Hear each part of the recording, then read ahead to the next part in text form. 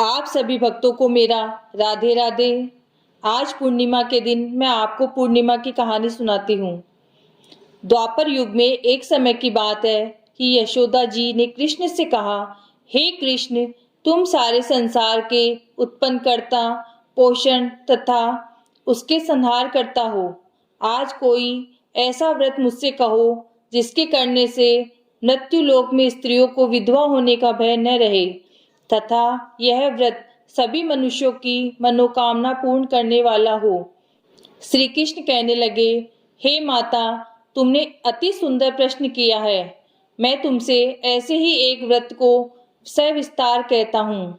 सौभाग्य की प्राप्ति के लिए स्त्रियों को पूर्णिमा का व्रत करना चाहिए। इस व्रत को करने से स्त्रियों को सौभाग्य संपत्ति मिलती है। यह व्रत अचल सौभाग्य को देने वाला और भगवान शंकर के प्रति मनुष्य मात्र की भक्ति को बढ़ाने वाला है। यशोदा जी कहने लगी, कृष्ण, सर्वप्रथम इस व्रत को मृत्युलोक में किसने किया था, इसके बारे में मुझे बताओ। श्री कृष्ण जी कहने लगे कि इस भूमंडल पर एक अत्यंत प्रसिद्ध राजा चंद्रहास से पालित अनेक प्रकार के रत्नों से परिपूर्ण कार्तिका नाम की एक नगरी थी। वहाँ धनेश्वर नाम का एक ब्राह्मण था और उसकी स्त्री अति सुशील और रूपवती थी। दोनों ही उस नगरी में बड़े प्रेम से साथ रहते थे। घर में धन धान्य आदि की कोई कमी नहीं थी। उनको एक बड़ा दुख था, उनकी कोई संतान नहीं थी, जिस वजह से वह बहुत ही दुखी रहते थे। एक दिन एक बड़ा तपस्वी योगी उस नगरी में आया।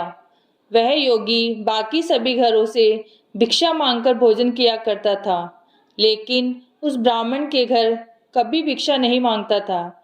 एक दिन योगी गंगा किनारे भिक्षा मांगकर प्रेम पूर्वक खा रहा था कि धनेश्वर ने योगी को यह सब करते देख लिया।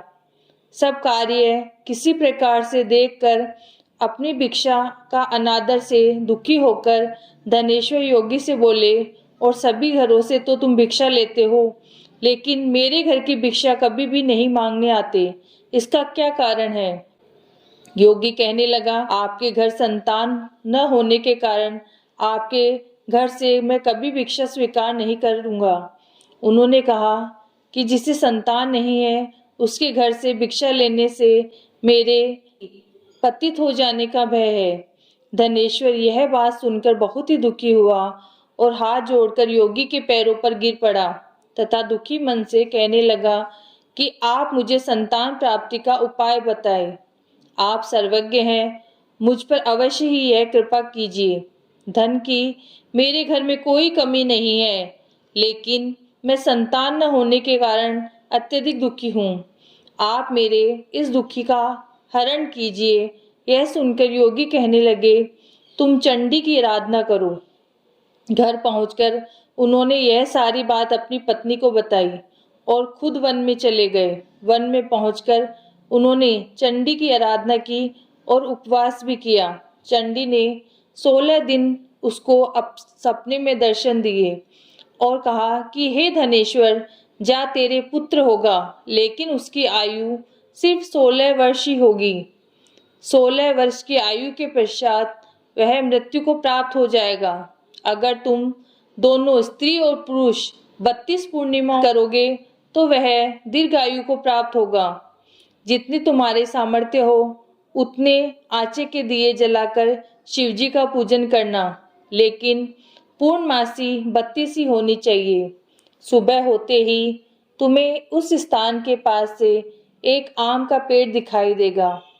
उस पर चढ़कर एक फल तोड़कर अपने घर चले जाना।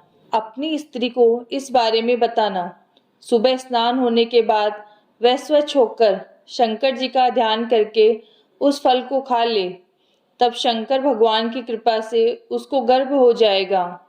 जब ब्राह्मण सुबह उठा तो उसे उस स्थान पर आम का पेड़ दिखाई दिया और वह उसे फल तोड़ने के लिए चढ़ा, लेकिन वह पेड़ पर चढ़ नहीं पा रहा था।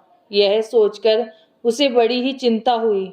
उसने भगवान गणेश जी की उपासना की और कहा, हे दयानिधि, अपने भक्तों के विघ्नों का नाश करके उनके मंगल कार्य को करने वाले, दुष्टों का नाश करने वाले, रिद्धि सिद्धि देने वाले, आप मुझे इतना बल दे कि मैं अपनी मनोकामना पूरी कर सकूं। इसके बाद वह पेड़ से फल तोड़कर अपनी पत्नी के पास पहुंचा। उसकी पत्नी ने अपने पति के कहे अनुसार इस फल को खा लिया और वह गर्भवती भी हो गई। देवी की कृपा से उसे बहुत ही सुंदर पुत्र पैदा हुआ। उसका नाम उन्होंने देवीदास रखा। माता पिता के हर्ष और शोक के साथ वह बालक बढ़ने लगा। भगवान की कृपा से बालक बहुत ही सुंदर था, सुशील और पढ़ाई लिखाई में भी बहुत निपुण था। दुर्गा जी के कथानुसार उसकी माता ने 32 पूर्णिमाओं का व्रत रखा। जैसे ही 16वां वर्ग आया, दोनों पति पत्नी बहुत दुखी हुए। कहीं उनके पुत्र की मृत्यु न हो जाए। उन्होंने सोचा कि अगर उनके सामने यह सब हुआ तो वह कैसे देख पाएंगे। तभी उन्होंने देवीदास के मामा को बुलाया और 1 वर्ष के लिए देवीदास को काशी पढ़ने के लिए भेज दिया। 1 वर्ष के बाद देवीदास अपने मामा के साथ एक घोड़े पर सवार होकर चल दिया। उसके मामा को यह बात पता नहीं थी। दोनों पति पत्नी ने 32 पूर्णमासी का व्रत पूरा किया। दूसरी तरफ मामा और भांजा दोनों रात गुजारने के लिए एक रास्ते में गांव में रुके। उस दिन उस गांव में ब्राह्मण की कन्या का विवाह होने वाला था। जिस धर्मशाला में वर और बारात के बाकी लोग रुके थे, उसी धर्मशाला में देवीदास और उसका मामा ठहर गए। उधर कन्या को तेल आदि चढ़ने के बाद जब लग्न का समय आया तो वर की तबीयत खराब हो गई। वर के पिता ने अपने परिवार वालों से विचार विमर्श करके कहा कि यह देवीदास मेरे पुत्र जैसा ही है, मैं इसके साथ लग्न करा दूं और बाद में बाकी सारे काम मेरे बेटे के साथ पूरे हो जाएंगे। ऐसे कहने के बाद वर के पिता देवीदास को मांगने के लिए उसके मामा के पास गए और उन्हें सारी बात बताई। मामा ने कहा कि कन्यादान में जो कुछ भी मिलेगा वह हमें दे दिया जाए। वर के पिता ने बात को स्वीकार कर लिया। इसके बाद देवीदास का विवाह कन्या के साथ संपन्न हो गया। इसके बाद वह अपनी पत्नी के साथ भोजन न कर सका और मन में विचार करने लगा कि न जाने यह किसकी पत्नी होगी। यह सोचकर उसकी आंखों में आंसू आ गए। तब वधू ने पूछा कि क्या बात है, आप उदास क्यों हैं? तब उसने सारी बातें पत्नी को बता दी। तब कन्या कहने लगी, यह ब्रह्म विवाद के विपरीत है। आप ही मेरे पति है, मैं आपकी ही पत्नी हूँ, किसी अन्य की कभी नहीं बनूंगी। तभी देवीदास ने कहा, ऐसा मत करिए, क्योंकि मेरी आयु बहुत कम है। मेरे बाद आपका क्या होगा? लेकिन उसकी पत्नी नहीं मानी और बोली, स्वामी आप भोजन कीजिए। दोनों रात में सोने के लिए चले गए। सुबह देवीदास ने पत्नी को 4 नगों से जड़ी एक अंगूठी दी और एक रुमाल दिया और बोला, हे प्रिय, ये लो और संकेत समझकर स्थिरचित हो जाओ। मेरे मरण और जीवन जानने के लिए एक पुष्प वाटिका बना लो। उसमें सुगंधित वाली एक नव मल्लिका लगा दो। उसको प्रतिदिन जल से सींचा करो और आनंद के साथ खेलो कूदो। जिस समय और जिस दिन मेरा प्राणांत होगा उस दिन यह फूल सूख जाएंगे। जब यह फिर से हरे हो जाए तो जान लेना कि मैं जीवित हूँ। यह समझाकर वह वहां से चला गया। इसके बाद जब वर और बाकी बाराती मंडप में आए तो कन्या ने उसे देखकर कहा कि यह मेरा पति नहीं है, मेरा पति वह है जिसके साथ रात में विवाह हुआ है। इसके साथ मेरा विवाह नहीं हुआ है। अगर यह वही है तो यह बताए इसने मुझे क्या दिया, साथ ही कन्यादान के समय क्या आभूषण मिले हैं उन्हें दिखाएं। कन्या की ये सारी बातें सुनकर वह कहने लगे कि मैं यह नहीं जानता हूँ। इसके बाद सारी बारात भी अपमानित होकर लौट गई। भगवान कृष्ण बोले, हे माता, इस प्रकार देवीदास काशी चला गया।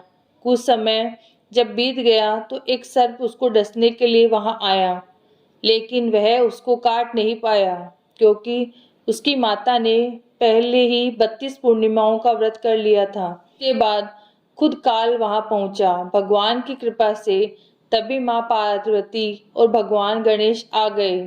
देवीदास को मूर्छित दशा में देखकर माता पार्वती ने भगवान शिव से प्रार्थना की कि हे महाराज, इस बालक की माता ने पहले ही 32 पूर्णिमाओं के व्रत कर लिए हैं, आप इसको प्राण दे। भगवान शिव ने माता पार्वती के कहने पर उसे प्राण दान दे दिए।